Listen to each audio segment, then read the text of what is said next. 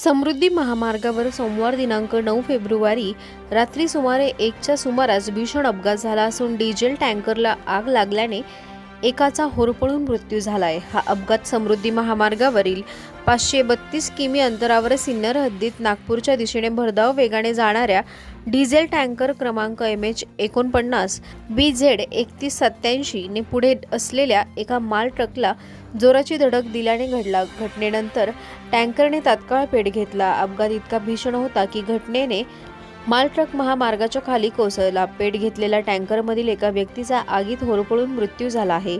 अग्निशामक दलाचा मोठा बचाव कार्याचा प्रयत्न आग विझवण्यासाठी सिन्नर तसेच समृद्धी महामार्गाच्या अग्निशामक दलासह कोपरगाव येथील सहकार महर्षी शंकरराव कोल्हे सहकारी साखर कारखाना तसेच कोपरगाव नगरपालिकेच्या अग्निशामक दलाने घटनास्थळी दाखल होत आग आटोक्यात आणण्यासाठी प्रयत्न केले। जवळपास 2 तासांच्या अथक प्रयत्नानंतर आग नियंत्रणात आणण्यात यश आले। वाहतुकीवर मोठा परिणाम या अपघातामुळे महामार्गावर सुमारे 5 ते 6 किलोमीटर पर्यंत वाहनांच्या लांबच लांब रांगा लागल्या होत्या। आग आटोक्यात आल्यानंतर वाहतूक सुरळीत करण्यात आली। दरम्यान अपघाताची नोंद घेऊन पुढील तपास संबंधित यंत्रणांकडून सुरू आहे।